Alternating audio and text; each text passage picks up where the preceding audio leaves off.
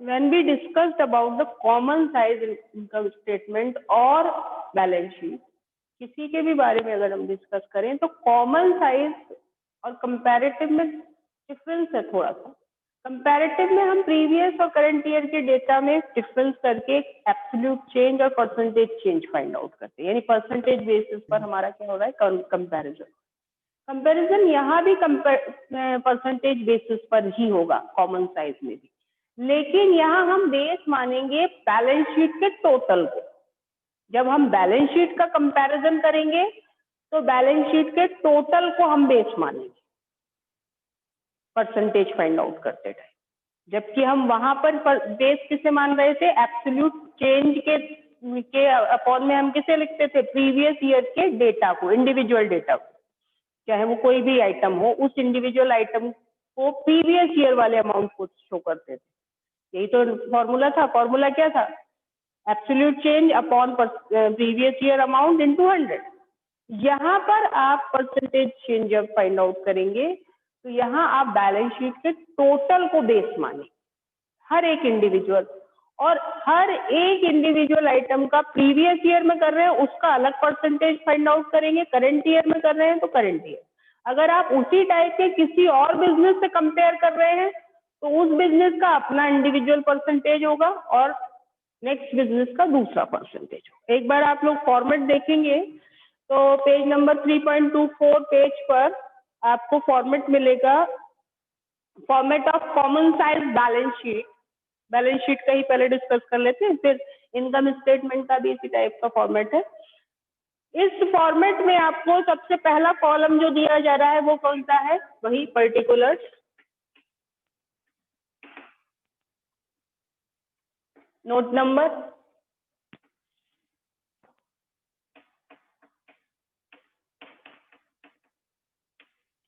उसके बाद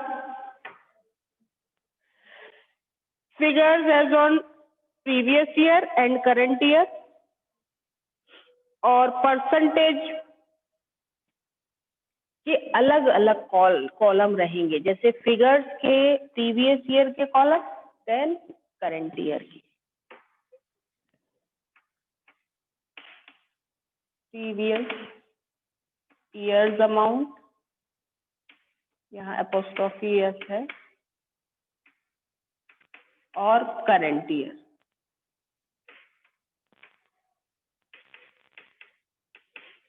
इसके बाद परसेंटेज के लिए भी हमारे पास दो कॉलम रहे, परसेंटेज प्रीवियस ईयर और परसेंटेज करंट ईयर, यानी परसेंटेज के लिए भी आपके पास दो कॉलम रहेंगे, जबकि वहां हमारे पास क्या होता था, पहले absolute change then percentage change.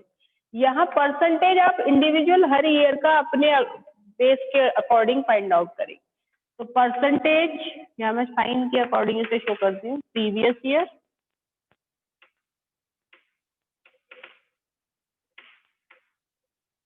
और परसेंटेज करंट ईयर। ठीक, अब देखिए कैसे फाइंड आउट करेंगे, फॉर्मेट हमें एज इट इज फॉलो करना है। कोई भी क्वेश्चन उठा लीजिए, क्वेश्चन नंबर 20 देख लेते हैं, पूरा नई बुक में देख लीजिएगा, शायद नंबर चेंज हो रहा हो। Question number 20 balance sheet comparison से रिलेटेड है, कॉमन साइज का। इनकम स्टेटमेंट का है 17 क्वेश्चन, वो मैं बाद में बता देती हूँ। पहले 20 बैलेंस शीट का कर रहे हैं तो पहले 20 क्वेश्चन नंबर 20 देख लेते हैं। क्वेश्चन नंबर 20 में equities and liabilities, share holder funds.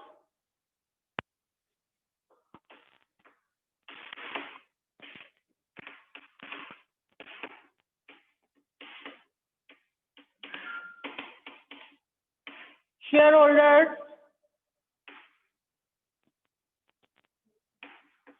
Funds और शेयर कैपिटल अमाउंट गिवन है आपको। शेयर कैपिटल का अमाउंट कितना दिया हुआ है, शेयर कैपिटल का अमाउंट दो कंपनीज का यहाँ पर क्या हो रहा है, कंपैरिजन चल रहा है। तो यहाँ आपको प्रीवियस और करंट शो करने की जरूरत नहीं, किसी भी कंपनी का नाम कहीं भी लिख सकते हैं। जब हमें 2 ईयर्स के डेटा गिवन हो तो आप प्रीवियस को पहले लें और करंट को बाद में लें। लेकिन अगर आप दो कंपनीज को कंपेयर कर रहे हैं तो फिर आपको ऐसा कोई चेंज करने की जरूरत नहीं। आप जो जिस सीक्वेंस में उनके नेम गिवन हो उसी सीक्वेंस में आप उन्हें लिख लेंगे, क्योंकि यहाँ हमें कुछ प्लस माइनस तो करना नहीं है। एब्सोल्यूट चेंज के लिए तो आपको क्या करना होता है, करंट में से प्रीवियस ईयर को डिडक्ट करना होता है, लेकिन यहाँ ऐसा कोई डिडक्शन नहीं हो रहा है। अब देखिए, अगर हम स्टार लिमिटेड का लेते हैं, सन लिमिटेड और स्टार लिमिटेड दोनों कंपनीज हैं, तो हम यहाँ पर अपने आप फॉर्मेट को चेंज कर देंगे। प्रीवियस की जगह हम क्या लिख देंगे, सन लिमिटेड पहले लिख देंगे, और यहाँ पर कौन सी कंपनी का नाम आ रहा है, स्टार लिमिटेड। ठीक है, कोई चेंज नहीं करेंगे। ऐसे ही परसेंटेज भी हमारे पहले सन लिमिटेड के आ जाएंगे और उसके बाद नेक्स्ट करंट में इसकी जगह क्या आ जाएगा, स्टार लिमिटेड। वही सीक्वेंस रखिएगा, बस ये ध्यान रखिएगा, जिस सीक्वेंस में आप नेम दे रहे हो उसी सीक्वेंस में परसेंटेज शो कर। अब सन लिमिटेड का शेयर कैपिटल अमाउंट आपको गिवन है 9 लाख और स्टार लिमिटेड का 12 लाख।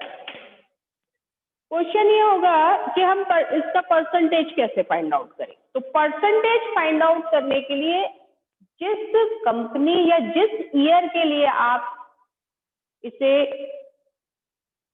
सॉल्व कर रहे हैं, कॉमन साइज स्टेटमेंट जिस ईयर के लिए या जिस कंपनी के लिए बना रहे हैं, उसी के टोटल ऑफ बैलेंस शीट से उसे कंपेयर करें। कैसे करेंगे, जैसे 9 लाख तो स्टार लिमिटेड की शेयर कैपिटल है, लेकिन उनकी बैलेंस शीट का अगर हम टोटल देखें तो वो 15 लाख है, और always asset is equal to liability.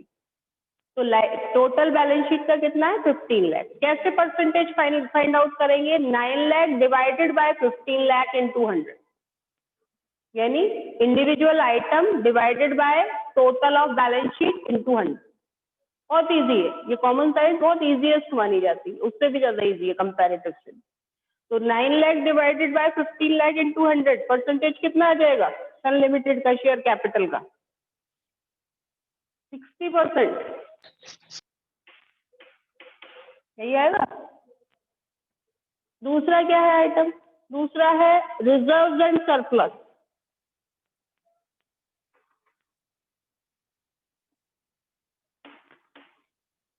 ऐसे ही हम दूसरी कंपनी का भी करते रहेंगे साथ साथ। दूसरी कंपनी का कितना आएगा बताओ, 12 लाख डिवाइडेड बाय 18 लाख, क्योंकि उनका टोटल कितना है 18 लाख, उनका टोटल अलग है। तो 12 lakh divided by 18 lakh into 100 और परसेंटेज फाइंड आउट कर, बताओ कितना है स्टार लिमिटेड।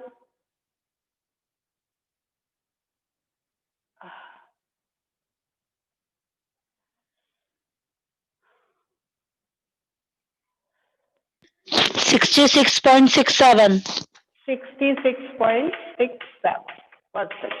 ऐसे ही बस सीधे सीधे करते चला जाना, इसमें ये कुछ ज्यादा कॉम्प्लिकेटेड है ही नहीं। रिजर्व एंड सरप्लस आपको प्रीवियस ईयर में, प्रीवियस ईयर नहीं है तो ईयर ही नहीं, सीधे 4 लाख 3,50,000 लिखिए। दो कंपनीज का कंपैरिजन चल रहा है, 3,50,000 और बस सीधा सीधा percentage 4 lakh divided by 15 lakh और 3,50,000 डिवाइडेड बाय 18 इंटू 100। परसेंटेज है क्योंकि, तो इंटू 100 तो करना ही पड़ेगा। यानी हम हर इंडिविजुअल आइटम का बेस किसको मान रहे हैं, उस बैलेंस शीट के टोटल बेस में हम बैलेंस शीट को टोटल को ले रहे हैं। मुझे बताने की जरूरत नहीं, हर एक के साथ आप यही करें।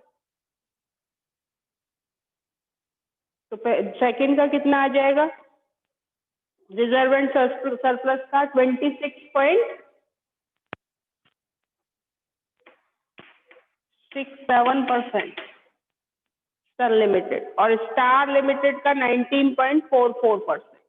करते चले जाए, मैं तो यहाँ से बताती चल रहूंगी, लेकिन आप लोग भी तो कहीं ना कहीं कैलकुलेशंस को करेंगे, क्योंकि हमें अभी तो यहाँ पर आंसर भी गिवन है बुक में, लेकिन बाद में आंसर थोड़ी ना गिवन हो, आपको खुद कैलकुलेट करना। उसके बाद आपकी करंट लायबिलिटीज भी सेकंड नंबर पर। करंट लायबिलिटीज कितनी है हमारी, और कौन सी है? करंट लायबिलिटीज हमारे पास है ट्रेड पेबल्स, जिनमें क्रेडिटर्स हैं, वही सेम एज फॉलो करना है। ट्रेड पेबल्स, ब्रैकेट में इन्होंने क्रेडिटर्स लिखा है, हालांकि इसको हम खोलते हैं किसमें, नोट्स टू अकाउंट में, लेकिन उन्होंने शो कर दिया, उनके पास एक ही आउटसाइड लायबिलिटी है, क्रेडिटर। सन लिमिटेड की है 2 लाख और स्टार लिमिटेड की है 2,50,000। सन लिमिटेड कैसे फाइंड आउट करेगा अपना percentage? 2 lakh divided by 15 lakh into 100। सब मैंने कहा सबके लिए बेस टोटल ही है। और ऐसे ही स्टार लिमिटेड भी कितना फाइंड आउट करेगा? 2,50,000 डिवाइडेड बाय 18 लाख इंटू 100।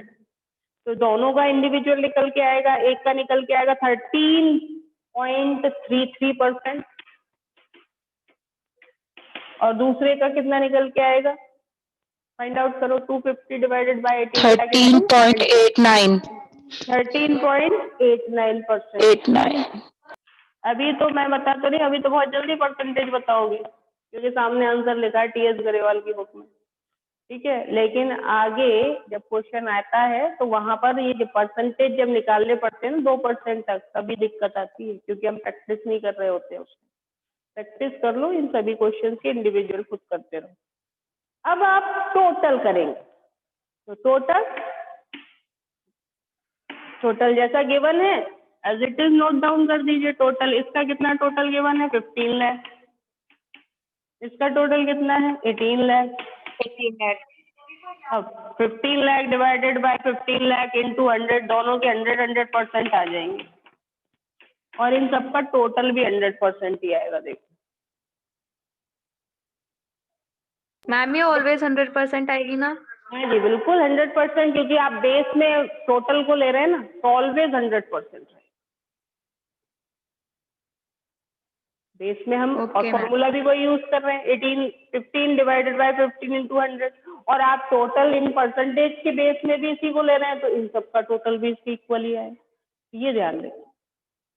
ठीक ऐसे ही एसेट्स का कर लेंगे। एसेट्स में भी हमें हर इंडिविजुअल एसेट के अपॉन में क्या लेना है? टोटल ऑफ एसेट्स या liability. Always liability is equal to assets, तो वो तो बराबर ही होगा।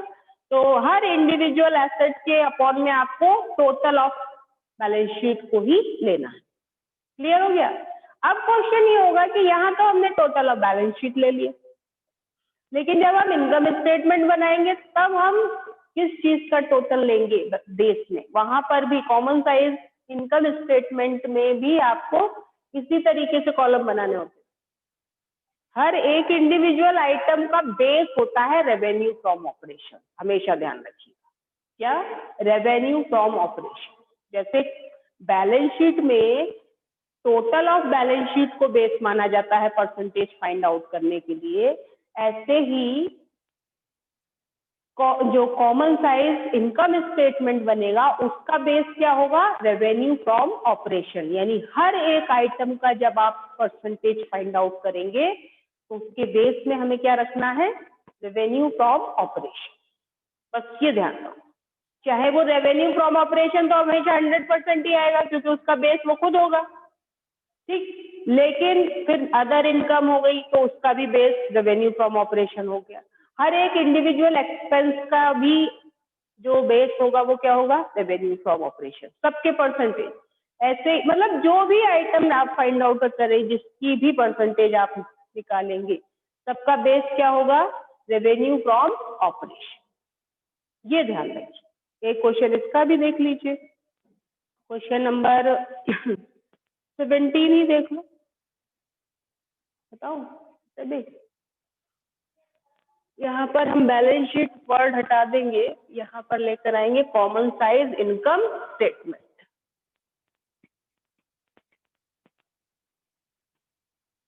और फॉर्मेट आपको इसका भी गिवन है, तो उसे और देख लें सभी।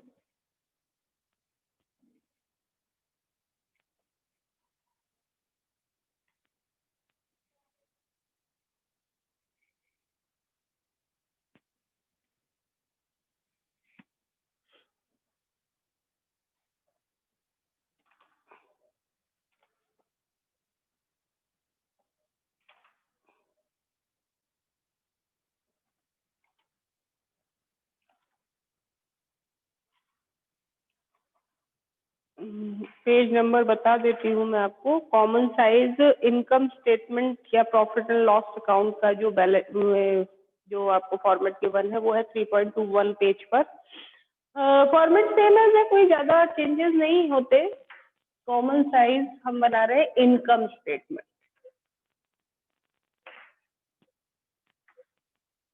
पहले बैलेंस शीट थी, अब इनकम स्टेटमेंट। पर्टिकुलर देन वही नोट नंबर,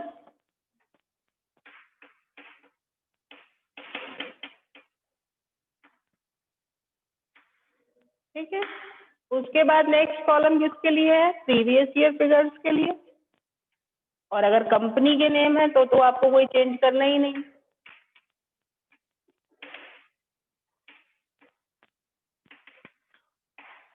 यहाँ पर भी ना भी चेंज करें, लेकिन क्योंकि फॉर्मेट में दिया है प्रीवियस पहले और करंट बाद में, इसलिए हम उसी को लिखते हैं। हाँ, लेकिन कंपैरेटिव में हमें प्रीवियस जरूर लेना है। यहाँ भी लेना ही है क्योंकि इसके भी फॉर्मेट में पहले प्रीवियस है फिर करंट ईयर, ठीक है। अमाउंट, उसके बाद नेक्स्ट जो कॉलम है वो percentage of previous year,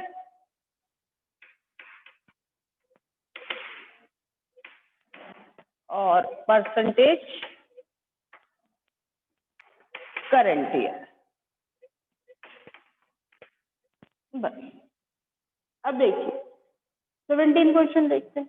question number 17 में रेवेन्यू फ्रॉम ऑपरेशन कितने गिवन है? 25 लाख और 20 लाख। अगर हम 14-15 की बात करें प्रीवियस ईयर की, तो उस ईयर में आपको 20 लाख का रेवेन्यू फ्रॉम ऑपरेशन गिवन है और करंट ईयर में 25 लाख है। क्या चीज ये? रेवेन्यू फ्रॉम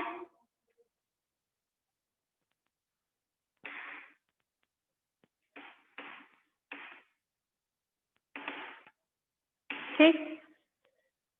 कंपैरिजन किसी के साथ करना नहीं है आपस में, एक दूसरे के साथ। हमें तो कंपैरिजन किसके साथ करना है? मतलब परसेंटेज कैसे फाइंड आउट करना है? रेवेन्यू फ्रॉम ऑपरेशन को ही बेस मान लेंगे। तो 20 lakh divided by 20 lakh into 100% आएगा दोनों में, यानी हमेशा रेवेन्यू फ्रॉम ऑपरेशन 100% ही रहेगा दोनों year.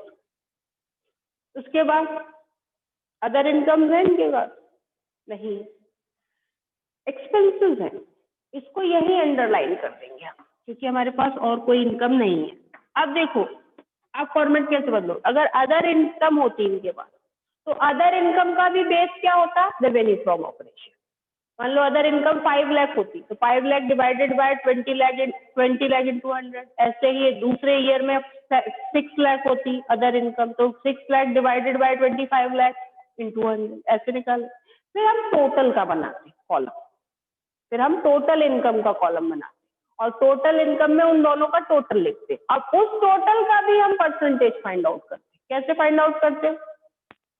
Total income divided by revenue from operation into 100। तो वो करते रहते, साथ साथ कंपैरिजन चलता रहता। अब आते हैं एक्सपेंसेस पर। एक्सपेंसेस कितने हैं इनके पास?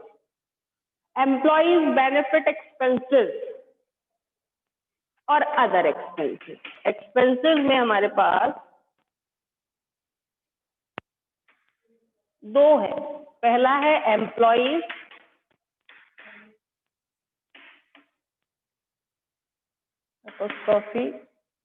एम्प्लॉइज बेनिफिट एक्सपेंसेस कितने हैं, और दूसरा है अदर एक्सपेंस।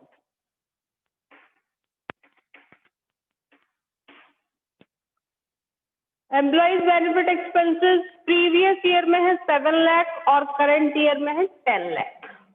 निकाल लें। कैसे निकालोगे? 7 lakh divided by 20 lakh. Base किसे लेना है? रेवेन्यू फ्रॉम ऑपरेशंस को। 7 lakh divided by 20 lakh into 100, और 10 lakh divided by 25 lakh into 100। अपने ही रेवेन्यू फ्रॉम ऑपरेशन को, उस करंट ईयर या उस प्रीवियस ईयर का जो रेवेन्यू फ्रॉम ऑपरेशन है उसी को हमें क्या मानना है, बेस मान। और बताइए कितना परसेंटेज निकल के आ रहा है बेनिफिट एक्सपेंसेस का percentage, previous year current year 35 और मैम 40। प्रीवियस ईयर का 35%, करंट ईयर का 40%। अदर एक्सपेंसेस आपके प्रीवियस ईयर में थे 3 लाख, करंट ईयर में 2 लाख। तो 3 लाख डिवाइडेड बाय, ये सब ये जो डिवीजन और मल्टीप्लिकेशन कर रहे हो ना, ये सब वर्किंग नोट में शो करने होते हैं, ये ध्यान रखना। यहाँ तो हम डायरेक्ट बता रहे हैं, लेकिन ये वर्किंग, ये ऐसे ही आपको कॉमन साइज के साथ साथ कंपैरेटिव में भी आपको वर्किंग नोट में शो करने होते हैं। इंडिविजुअल आइटम का आपने कैसे परसेंटेज निकाला ये दिखाना होता है। ठीक, उसके बाद 2 lakh, 3 lakh divided by 20 lakh into 100, 2 lakh divided by 25 lakh into 100। बताइए कितना कितना आ रहा है। एक का आ रहा होगा 15% और दूसरा 88%। टोटल एक्सपेंसेस,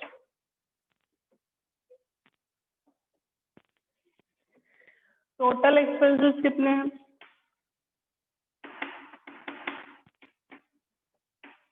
फॉर्मेट तो सेम ही यूज फॉलो कर रहे हैं। टोटल यहाँ आ जाएगा 10 लाख का और यहाँ आ जाएगा 12 लाख। एक्सपेंसेस का टोटल कर रहे हैं। अब इसका कंपैरिजन भी कैसे करेंगे, 10 lakh divided by 20 lakh into 100 और इसका 12 lakh divided by 25 lakh into 100। इनका अपना कंपैरिजन चलता है, परसेंटेज फाइंड आउट करते रहे। तो कितना है, कंपैरिजन नहीं है, परसेंटेज ओनली फाइंड आउट कर रहे हैं। टोटल एक्सपेंसेस का हमारा निकल के आएगा पहले वाले का, जल्दी से बताओ, 50%। Yes, ma'am. और यस दूसरे मैम, वाले का 48%। 48%। Yes, ma'am. अब आप क्या करेंगे, देखिए आप आपके परसेंटेज के टोटल भी मैच हो जाएंगे अगर ये सही निकालोगे यहाँ, क्योंकि ये भी 35 प्लस 15 50%, 40 प्लस 8 18 48%। अब आप इनकम बिफोर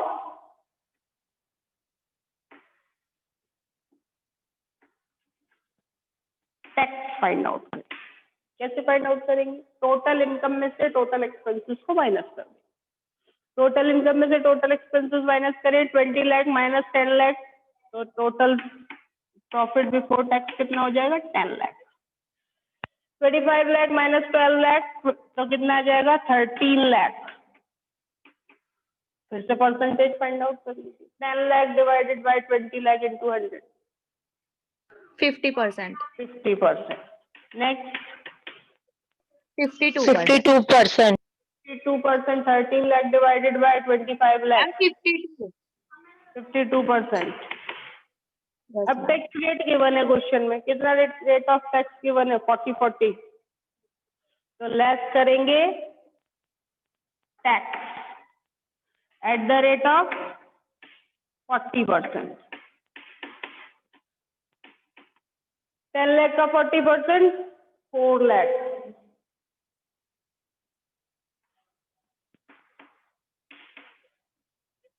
और 13 लाख का 40%,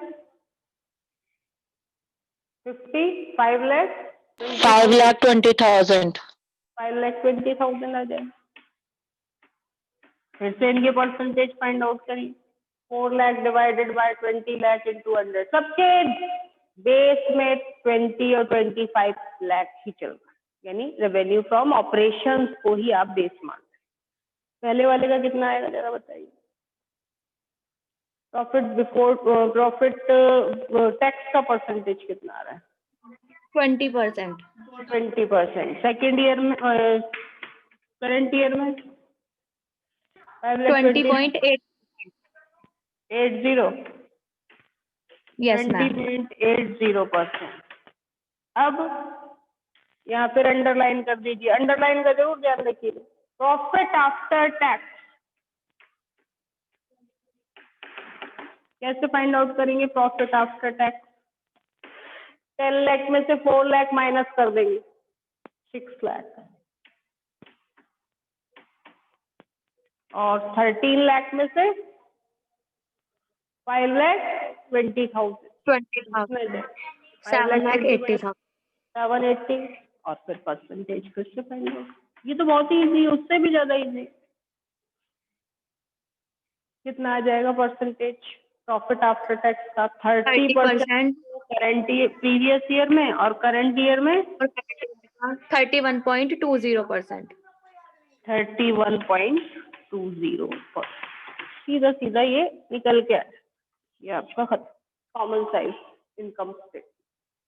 फॉर्मेट का स्पेशली ध्यान रखें, बार बार बोल रही हूँ, कैलकुलेशंस का स्पेशली ध्यान रखें। कंपैरेटिव और कॉमन साइज दोनों से क्वेश्चन आ सकते हैं, क्योंकि ऑप्शंस बढ़ जाते हैं। अब 1 और 2 ईयर से ऑप्शंस बहुत आते हैं हर क्वेश्चन पेपर में, तो कॉमन साइज का भी एक क्वेश्चन आपको मिल जाता है।